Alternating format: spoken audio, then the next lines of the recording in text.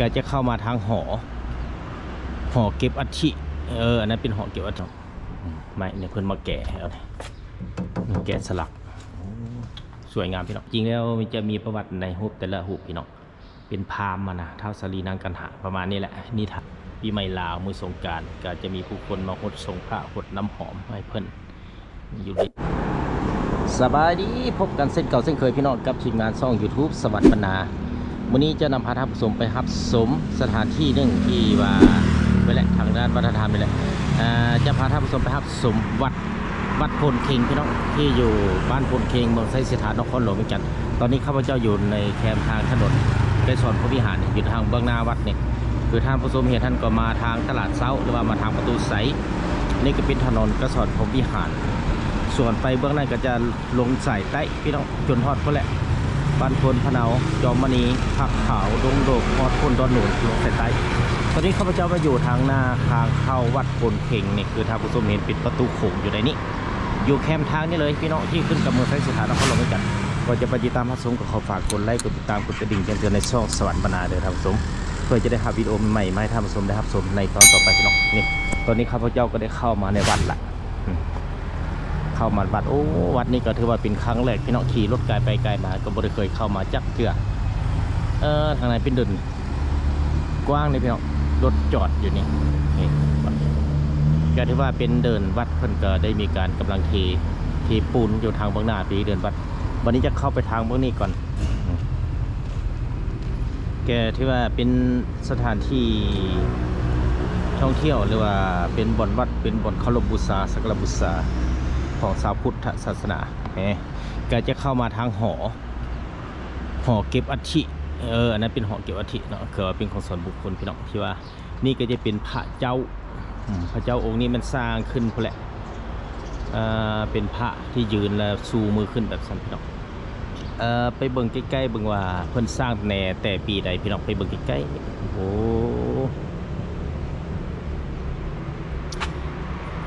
ประวัติสร้างพระเจ้าองค์นี้มันสร้างขึ้นพอแหละแต่วันที่1 เมษายนปี1994นี่จนถึงวันที่1 เดือน 9 1994สำเร็จเชื่อว่ามูลค่าการก่อสร้างมัน1,500,000 กีบโอ้สำเร็จไปแล้ว32 กว่าปีพี่น้องบางคนก็บ่ทันเกิดก็ถือว่าในมูลค่า1,500,000 กีบสมัยนั้นก็สมควรได้พี่น้องเลยแพงสมควรในเกือบ12 ปีผ่านมาละคือเห็นพระยืนอยู่ในนี้พี่น้องบัดนี้ก็ย่างไปทางเบื้องนี้พี่น้องไปเบิ่ง คือจะเข้าไปบ่อนเป็นสิมพี่น้องสิมจะมีพระพุทธรูปหรือพระเจ้าใหญ่อยู่ในฮั่นนี่ข้าพเจ้าจะเข้าไปเบื้องในศาลาสามัคคีธรรมหรือว่าเป็นบ่อนฟังธรรมของพระออกไม่ออกตนนิยมที่มาเหตุบุญเหตุทานในมือวันศีลและวันบุญต่างๆพี่น้องจะเข้ามาทางนี้ก่อนเป็น ก็ที่ว่าเป็นอีกหนึ่งบรรยากาศที่แกบ่เคยเข้ามาเลยพี่น้องข้าพเจ้าก็เป็นครั้งแรกในชีวิตที่เข้ามาในวัดพลเค็งที่ขึ้นกับเมืองไซสถานนครหลวงเวียงจันทร์กองพี่น้องกองโอ้จะเป็นศรัทธาหลายครอบครัวสมควรพี่น้องโฮมกันแล้วก็ซื้อกองใส่เพิ่นนี่กองใส่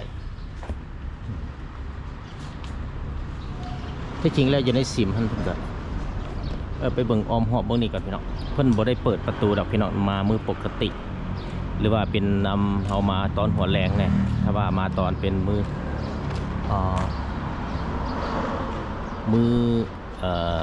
วันศิลเนาะ8 ค่ำ15 ค่ำก็จะเห็นแต่ว่ามื้อนี้มาหัวแรงๆนี่พี่น้องนี่ก็จะเป็นประวัติการก่อสร้างพุทธสิมาคือว่าสิมพุทธสิมาสิมนี่แหละประวัติสิมเด้อนี่เราเพิ่นเรียกว่าสิมก็จะเป็นทางคันใดขึ้นก็จะเป็นพญานาค3 หัวนี่เบื้องซ้ายเบื้องขวาโอ้ถือว่าตกแต่งลวดลายพี่น้องก็ถือว่าจะขึ้นมาถึงเบื้องเทิงเป็นประตูเพิ่นแกะสลักเบื้องจะเป็นแกะสลักด้วยไม้พี่น้องเป็นรูปทรงลวดลายสวยงามพี่น้องแล้วก็ประดับประดาติดด้วยแก้วใสเก็บเงา บานประตูนี่เป็นไม้พี่น้องไม้เนี่ยเพิ่นมาแกะเอาเลยแกะสลักสวยงามพี่น้องก็ถือว่าคล้ายๆคือแบบวัดทั่วไป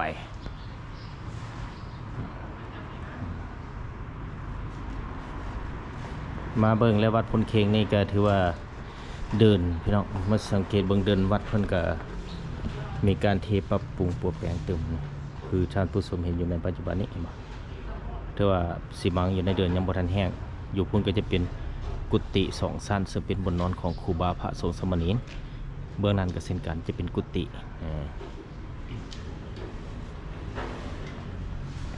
บัดนี้จะเข้าไปจะไปเบิ่งอนาพระพุทธรูปใหญ่อยู่เบื้องนั้นก่อนแล้วจะเข้าไปบ่อนอนาศาลาธรรมพี่น้องท่านก็เป็นศาลาธรรมหรือว่าศาลาสามัคคีธรรมเป็นบ่อนฟังธรรมจากบาญาณำของพ่อออกไม่ออกตัวญาติโยมที่มาเฮ็ดบุญอยู่ในวัดนี้พี่น้อง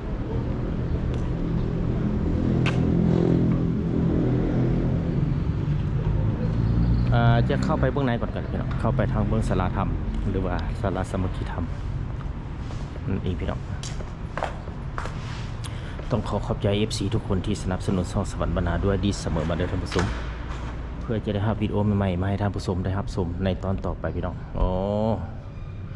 ก็ถือว่านี่ก็จะเป็นบนศาลาธรรมนี่เป็นพระพุทธรูปหรือพระเจ้าโอ้เพิ่นเฮ็ดหรือว่าเอาไว้ในตู้แก้วดีที่สุดพี่น้องเพราะว่ายุคใหม่ยุคนี้นำโบไว้วางใจแล้วพี่น้องนี่ก็ถือว่าเป็นยามบุญยามทานเพิ่นก็จะได้เปิดเพราะว่าเพื่อหลีกเลี่ยงการขี้ลักจากกลุ่มคนบดีนี่อยู่เบื้องในนะพระพุทธเจ้านะพี่น้องอยู่ในแบบเดียวกับวัดสร้างเบยเลยพี่น้องอันเดียวกันเลยแบบเฮ็ดแวนแต่ว่าประตูแก้วใส่ประตูเล็กแบบนี้เพื่อป้องกัน ก็ถือว่ามาอยู่ในจุดเส้นกลางที่เห็นการตกแต่งเพดานและอื่นๆนี่เพิ่นก็ได้หลากหลายหลายสีสวยงามคือการคล้ายๆคือวัดทั่วไปพี่น้องนี่กลางเพดานจะเป็นแบบนี้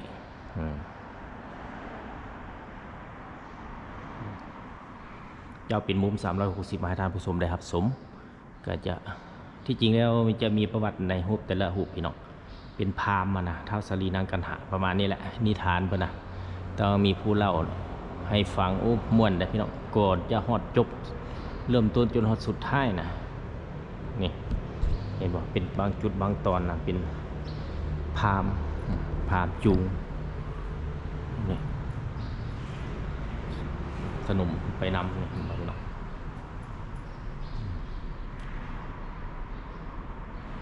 ต้องมีผู้เล่าจังไดพี่น้องก็จะเป็นสุสกะนิวันณพระเวทคือว่าเป็นนิทานพระเวสสันดรนะพี่น้องพระเวสสันดรมีพราหมณ์เนี่ยเบิ่งไปเลยเป็นจุลภพมหอดพี่ก็จะเป็นเรื่องจุลภพมหอดมหาภพมหอดนี่ก็จะเห็นพระฤาษีชี้ไปทางหน้าอีกมหอดพี่ก็เป็นเจ้ากุมาร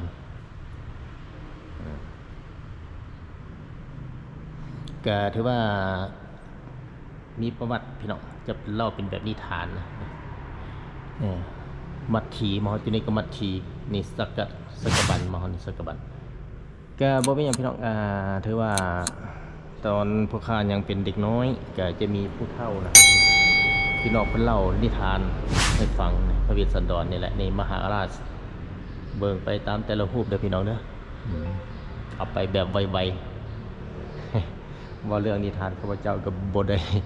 กรรมได้พอได้พี่น้องนี่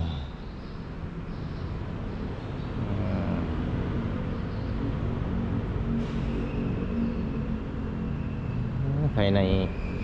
ศาลาหรือว่าสามัคคีธรรมนี่ก็ถือว่าสวยงามพี่น้องนี่ก็ถือว่าการตกแต่งว่าเนี่ยเป็นหล่อคือกับเสาทั่วไปแต่ว่ามาเบิ่งนี่เพิ่นเอาแก้วเงาเนี่ยมาติดกว่าจะได้พี่น้องเฮ้ยต้องมันใจเย็นแท้ๆทางด้านประติมากรรมของนักขวดลายเพิ่นแหละเฮ็ดพี่น้องแต่ว่านี่จะบ่แม่นแบบขวดลายเอาเป็นแบบขี้ดินมาเผาแล้วก็แกะเป็น แบบแล้วก็มาติดใส่พี่น้องบัดนี้จะออกไปทางเบื้องนอกอีกน้อยนึงไปเบิ่งอ้อมหอบบริเวณนะครับพี่น้องต้องขอขอบใจ FC ทุกคนที่สนับสนุนช่องสวรรค์บรรณาด้วยดีเสมอมาได้ท่านผู้ชมเพื่อที่จะทำวิดีโอใหม่ๆมาให้ท่านผู้ชมได้รับชมในตอนต่อไปนั่นเองพี่น้องนี่ที่จริงเดินก็มาสังเกตว่าก็บ่ได้กว้างปานใดพี่น้องเดินวัดของบ้านพลเข่งนี่แต่ว่าเพิ่นจัดสรรพยายามจัดสรรเป็นระเบียบดีขึ้นกับเจ้าอธิการบดีวัดหรือว่าเจ้าแก่กระผมภายในวัดนั้น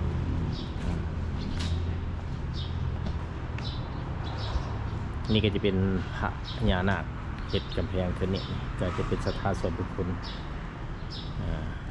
ก็ถือว่ามูลธนาคารแล้วเพิ่นก็มาก่อขึ้นในแต่ในคล้ายๆคือวัดพญานาคตาแก้ว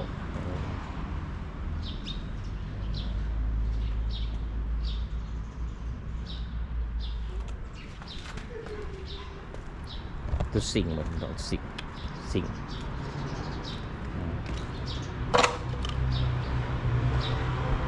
สิ่งตัวผู้นี่ก็จะเป็นประวัติการก่อสร้างศาลาโฮงธรรมแม่นวันพุธออกใหม่1 ค่ำเดือนกันยาปีพศ2539กบกับวันที่30กันยาปี1995ก็ถือว่าได้กับ31ปีแล้วพี่น้องเอ้ย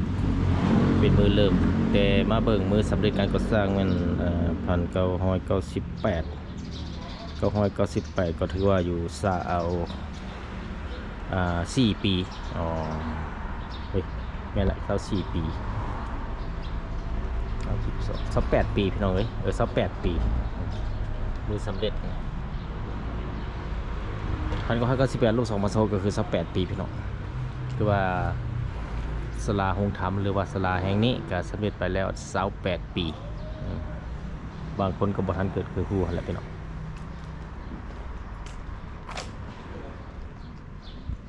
วันนี้ก็จะย่างไปทางเมื่อนี้ก็จะเห็นเป็นจุดหนึ่งที่ว่าเป็นบอนกุฏิก็คือว่าเป็นบอนนอนของครูบาพระสงฆ์สมณเณร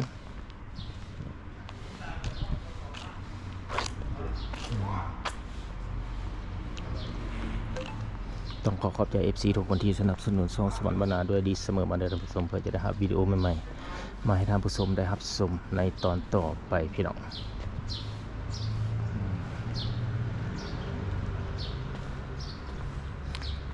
จุดทางขึ้นกุฏิเนี่ยเพิ่นก็ได้มีการตกแต่งก็แบบขี้หินแล้วก็ถ้าว่าปล่อยน้ำนี่จะเป็นแบบน้ำตกตาดนี่แต่ว่าเพิ่นบ่ได้ปล่อยแบบน้องมีป่าด้วย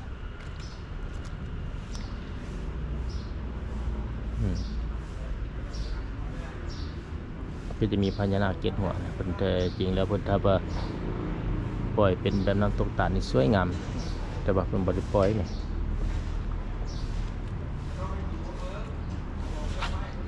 วันนี้จะเอามุม360มาทำผสมตัวหลังคาได้กระดึกสันกินิ่งสวยงามการตกแต่งประดับประดาของนักประติมากรรมก็สร้างขึ้นมาสวยงามพี่น้อง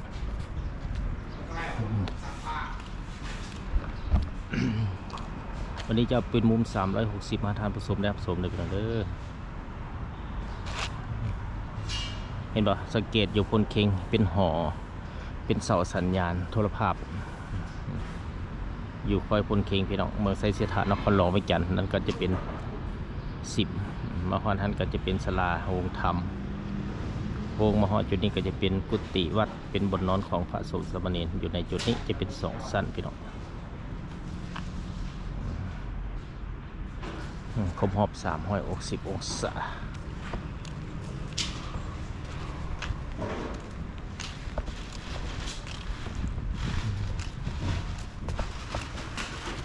พญานาคทางขึ้น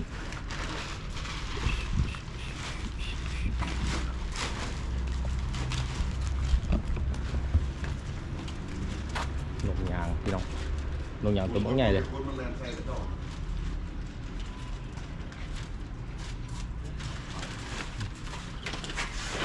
ลงยางโอ้ยมีปลาบางมีปลานี่พี่น้องปลาน้อยๆปลาน้อยลอยอยู่นะ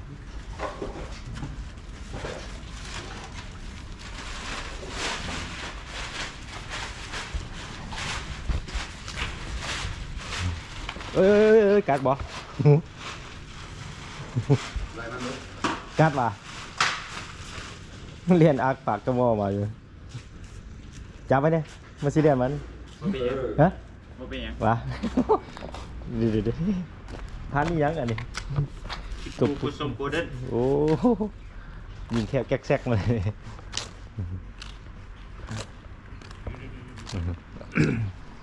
บัดนี้จะไปเบิ่งพระเจ้าที่อยู่กองบนพญานาคเกณฑ์หัวกันพี่น้องที่นางอยู่ถึงดอกบัวอยู่จุดนั้นนี่ก็ถือว่าคล้ายๆ คือการแบบวัดทั่วไปต้องขอขอบใจ FC ทุกคนที่สนับสนุนส่งสวรรค์มานานด้วยดีเสมอมาได้ท่านผู้ชมเพื่อจะได้รับวิดีโอใหม่ๆมาให้ท่านผู้ชมได้รับชมในตอนต่อไปพี่น้องแกที่ว่านี่เป็นพระบางพระยืนเนี่ย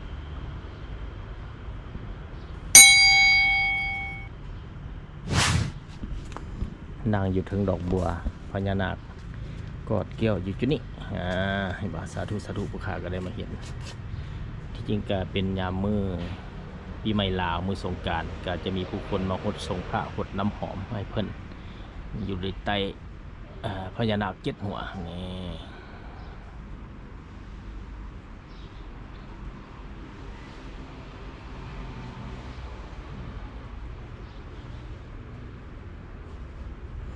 สวยงามพี่น้องเอ้าพญานาคหัวกุดมาพี่น้อง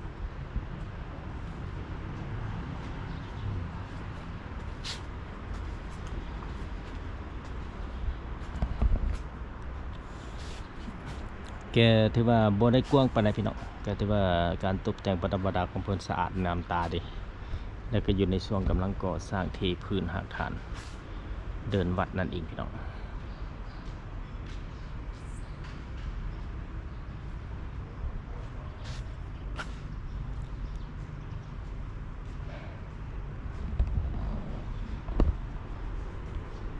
เป็นยังไงท่านผู้ชมมาวันนี้การนำเสนอวิดีโอตอนนี้ขอจบเพียงเท่านี้พบกันใหม่ในตอนต่อไปขอขอบใจนั่นก็เป็นการนำเสนอวิดีโอบัตรบรรพลเคงขึ้นกับเมืองไซสถานนครหลวงเวียงจันทร์พี่น้องวันนี้ก็เป็นวันที่11เดือน1 2016นั่นเองเป็นมืดเดือนใหม่ของปี2016พี่น้องขอลาก่อนพบกันใหม่ตอนต่อไป